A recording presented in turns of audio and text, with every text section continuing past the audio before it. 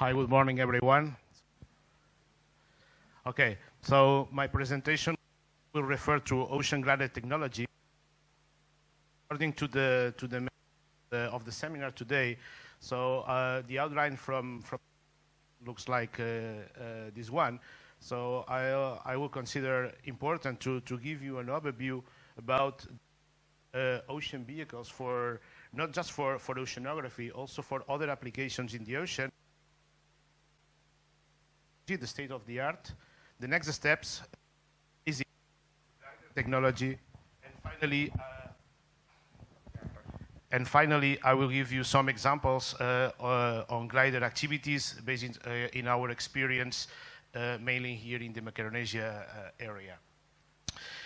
So for those less familiar with the ocean observing technologies existing right now, this could be a general approach of what exists nowadays in the market related to ocean observing technologies. So you can identify here mobile, fixed, and managed platforms for ocean observation.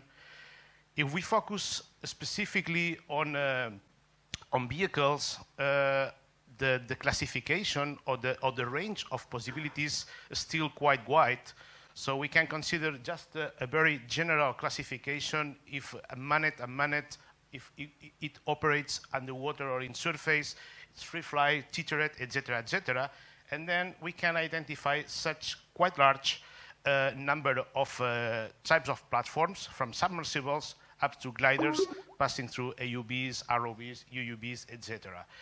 I will give you in the next slides very briefly,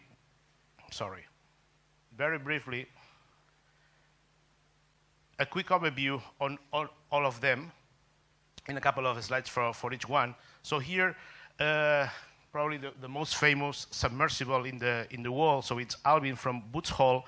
So it's basically a platform able to carry on people inside, so from 1, 2, 3 people maximum.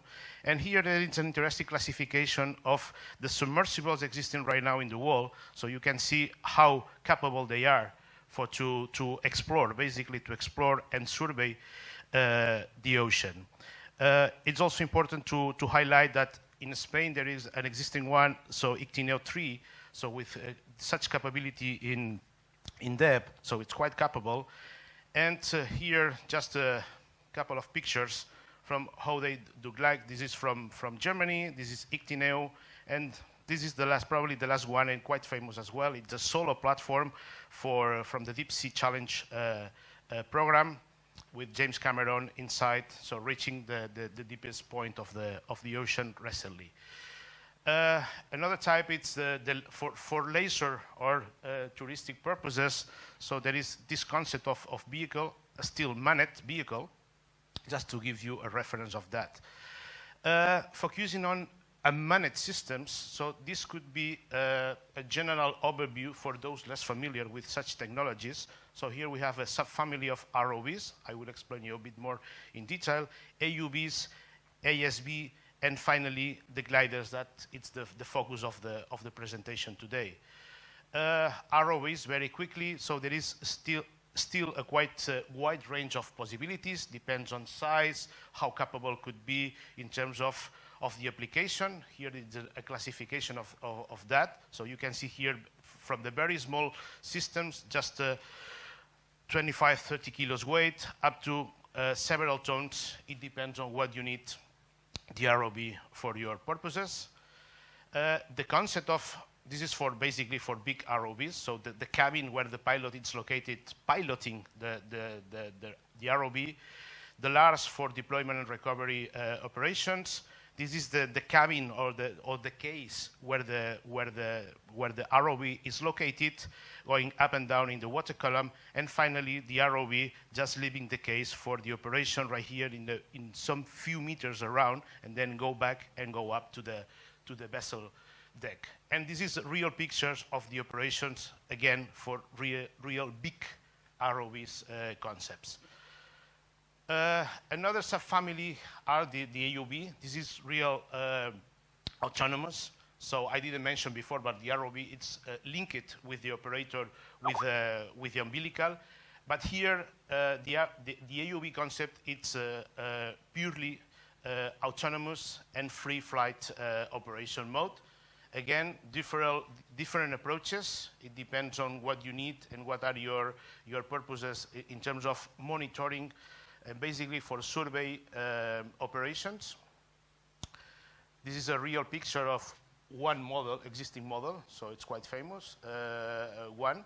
But you can see here there is a possibility to integrate cameras, integrate different payload sensor capabilities, and important, so the movement of this kind of vehicle, it's provided by a thruster, normally something in between 1 and 3 thrusters to bring power and movement, such kind of platform. This is quite an innovative AUV concept.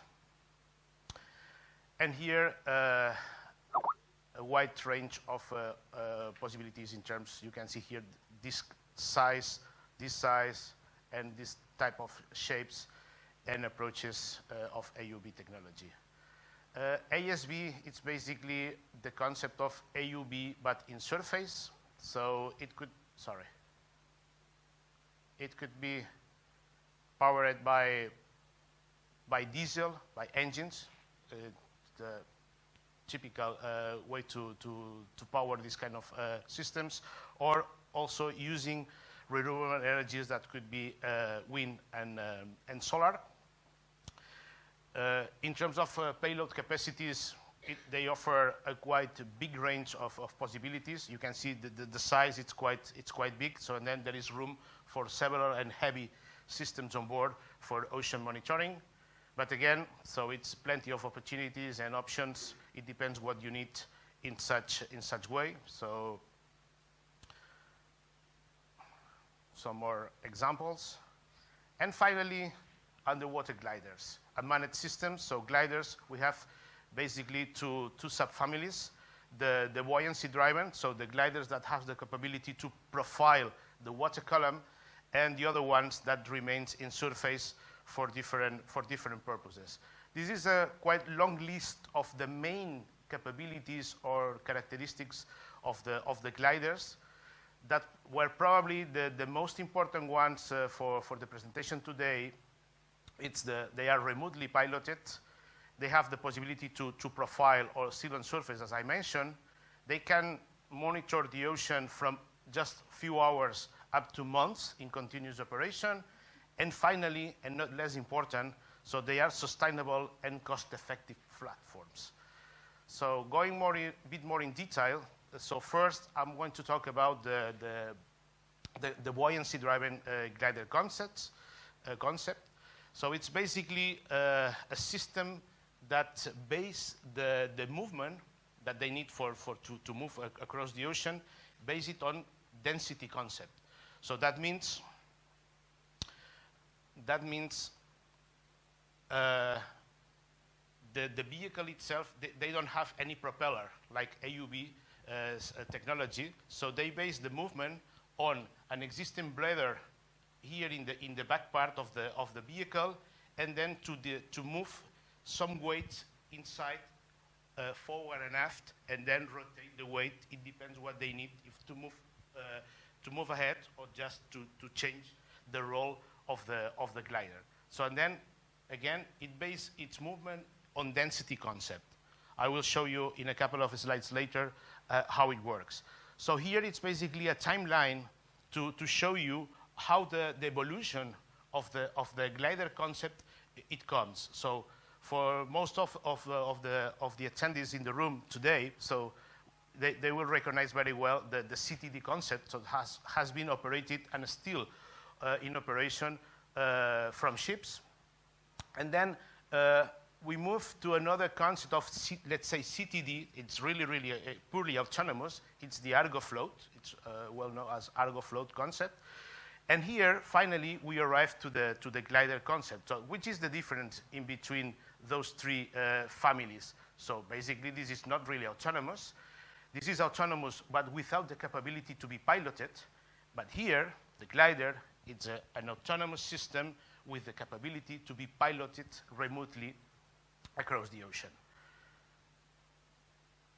how it looks inside the glider. So this is just an example of one of the existing technologies in the market. So you can see here, so different components, so the payload sensors, also the electronics, the battery packs, et cetera, But what is interesting right here is what I mentioned before. So we have two parts in a glider. So this is the wet part of the glider, so in the back part of the system, where the blader is to inflate and deflate to generate more volume or less volume. And then here inside, there are some battery packs with the capability to move forward or aft and rotate through itself in order to modify where the weight it is. So and then we are just generating a variation of the volume, but keeping the same mass. So then the density, it changes. So then I have the possibility to go down or go up. It depends on the volume. And moving the mass, I can generate pitch down or pitch up or in rotate mode. So I can move my roll on the right or roll in the left. So that's basically, and in general terms, how a glider it works in order to profile the water column. Also, some technologies, they offer the capability to change some part of the glider. So basically with dedicated payload sensor configurations that could be in the aft part or could be in the middle, depends on what technology are you considering. This is an overview of how a glider it works. So again, as I mentioned before for the ROV, so there is a pilot, of course, somewhere, could be in a ship or could be in land. What we need is basically a good internet connection, and Iridium, normally it works with satellite telemetry systems. So Iridium it's the most conventional. And again, so the glider is somewhere in the ocean, profiling up and down the water column, and then when it surfaces, it sends to the satellite the data, and then the satellite provides to the modem an internet connection to the gliderman, so the gathered data, and again, so the gliderman is able to send new commands to the glider when it's in surface in order to continue the mission. Just a comparison of the existing technologies. So the spray is no longer available in the market, but as you can see, they are quite similar. Of course, there are some differences in between, but they look quite similar in general terms. Again, from inside, so the drawings, what is inside a glider, and this is some real pictures just to give you a real view of how they look. So the Sea Explorer, the Slocum technology, a detail here. You can see a small thruster, so it's a hybrid glider approach, and the sea glider. So, and finally, there is another subfamily of gliders. That's what we call the surface ones. So here, what we are seeing is the wave glider approach. So basically, there are two modules. One remains in surface, and the other one in the subsurface. That could be 7, 4, or even 20 meters length umbilical connecting both. And then in that drawing, you can see more or less how it works.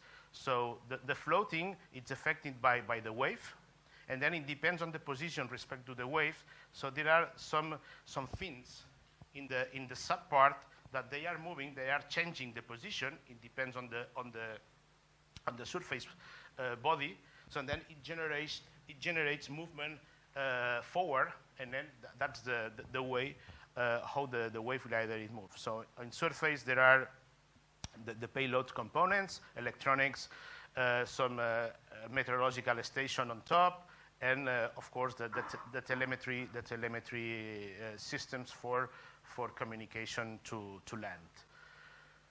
Some real pictures just to give you a better view of the technology. You can see here the two components linked by the umbilical. So the payload could be installed in both ways. So in the surface body, but also in the sub part. Another surface glider, it's the Autonaut. It's more recent technology compared to the wave glider. It's a single body, but it bases the movement, its movement on waves as well. Quite similar. It's just it depends on the position of the wave. So there is a foil in the back part of the vehicle that moves up and down, and then it generates power forward. And finally, there is another concept of a surface vehicle that it's called sail buoy. That it bases its movement on the wind. So it's basically a small sail platform, and with the capabilities as the previous ones to carry on different payload sensor configurations and bidirectional telemetry systems, etc., etc. So with a bit more detail, what it's possible to put inside. It depends on your needs, so you can configure all those platforms with different payload sensors configurations. It's basically a question of space, volume, weight, and how hungry power are those sensors that you need to install on it. And this is another concept, more recent. It's called sail drone. It's bigger, but of course it's based on wind power and able to carry on quite heavy payload configurations on board. About sensors, just to give you some reference, probably some people attending today will recognize these companies, but what is important here, it's basically what type of measurements, what type of parameters do you want to measure? So physical and biochemical variables, more related to pollutants, or acoustics. So then there is a really, really wide range of possibilities in terms of sensors. So any kind of sensors, I think now it's possible to be integrated somehow on gliders or autonomous platforms for ocean monitoring. Some real pictures about the configuration of the gliders here, more related to Slocum, but also some less conventional. You can see here. You can see here a tow body system from the sub part of the wave glider for acoustic monitoring, some cameras on board, some specific sensors, quite heavy for nutrient monitoring, particle size classification, PCO2 microstructure measurements in the nose of the. I think this is a Sea Explorer, and also I think it's important to give you an idea how many gliders are operating right now in the world and who is operating such kind of platforms. So here it's more or less a distribution of the glider ports facilities around the world. So there is an international association of glider users, and in US there is IOS, in Europe EGO, and in Australia IMOS. And here some approximate figures in terms of glider units around the world for each country. 100 units approximately in Europe are right now operating. Just very, very briefly, so this is that was the first project in Europe trying to organize the glider users around. So 20 partners, 9 countries, and probably one of the most important concepts that came out from the execution of the project was the concept of glider port. So glider port, well, this is the current situation. So the gliders are one specific chapter inside the GOOS organization. So and for that reason, EuroGOOS it's showing up right here.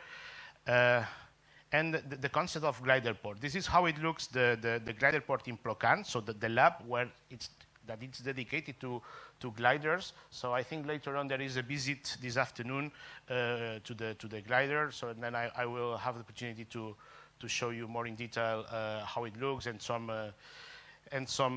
details on it. But basically, it's a dedicated facility where to operate accordingly such kind of platforms, so dedicated boats, a dedicated lab for ballasting purposes, and this is a general view of the different technologies that right now we host here in PLOCAN. Data, of course, it's really, really important. So this is our current data portal where the data are displayed in near real time. I just put some examples of that. So missions already performed. So you can see here some missions between well, the eastern part of the Canary Islands archipelago, a mission between archipelagos Madeira and Gran Canaria. Sorry. So this is another example of mission with a wave glider. So training, it's really, really important as well. So we are talking about new technologies. So 2 minutes? Okay.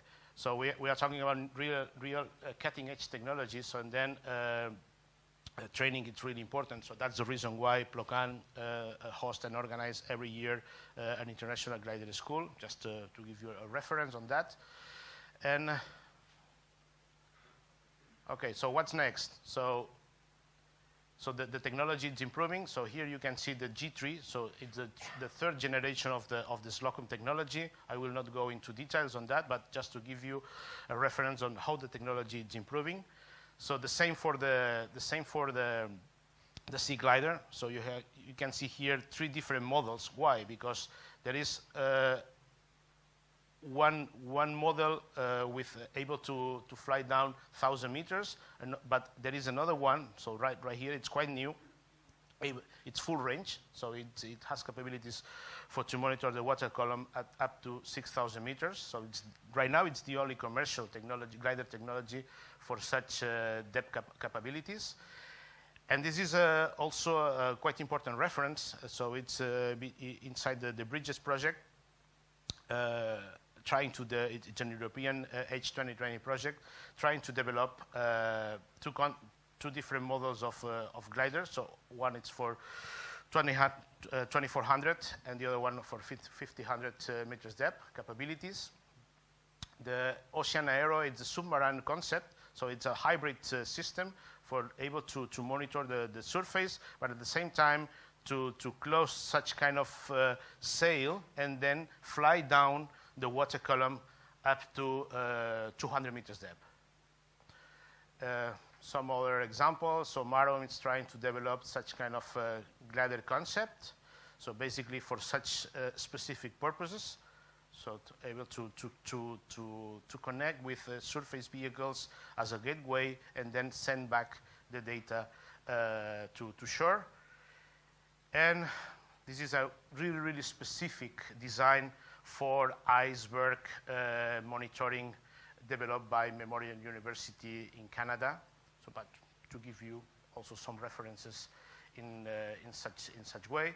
And finally, very quickly, examples of missions that we are performing with gliders in the area. This is a seasonal transect in the area of Estoc. So you can see here some general figures of that mission. Some results, so how they look, the profiles from the mission. This is really, really raw data, so without any process, but just to give you an idea how they look. So the depth and the transect for the salinity, so potential temperature, oxygen, so essential variables basically. Again, from the data portal, how the data they look. So all of them are available in the PLOCAN website. Some other examples. This is between, as I mentioned before, between archipelagos in collaboration with the army in Portugal, where it was the deployment, and the recovery with the Armada in nearby Estoc at the end of the mission. Again, some other profiles, a bit more data processed for basically water masses characterization. Same here, a transect with a wave glider between Cape Verde and Gran Canaria that unfortunately we didn't make it, basically due to fouling issues. So it's very productive area, and then we had some unexpected big issues related to fouling, and we didn't make it, so we need to recover the glider before. And just here, just to show you an improvement. So based on this bad experience, let's say like this, so we were able to modify the coating of the glider. So this is how it looks when you buy a wave glider from the company, and here it's with a special anti-fouling coating. So in order to minimize, at least to minimize the effect of fouling when we operate in subtropical areas right here. And finally, an example of more, let's say, more big mission in the area of the Atlantic, North Atlantic, in cooperation with Teledyne Research and Rutgers University with Silvo. This is right now more or less the position of the glider. So 2 weeks ago, but just to give you an idea of the timeline of the mission. So that was the first transect from Ireland to Gran Canaria, and then Gran Canaria to the middle of the Atlantic. And finally, a collaboration with NOC in the Rapid Watch program, using wave gliders deployed from PLOCAN and monitoring the subsurface moorings in the area of the western boundary of the 26 North array of the Rapid Watch. And finally, the mission what we finally successfully recovered last Friday within the project MARCET, using a wave glider with a tow body system with a specific payload configuration, so a hydrophone, in order to improve the capabilities to monitor marine mammals in the area. So I think there are quite interesting data, so not yet fully processed, but there are some interesting results from that mission. Thank you very much, and sorry for big delay. Thank you.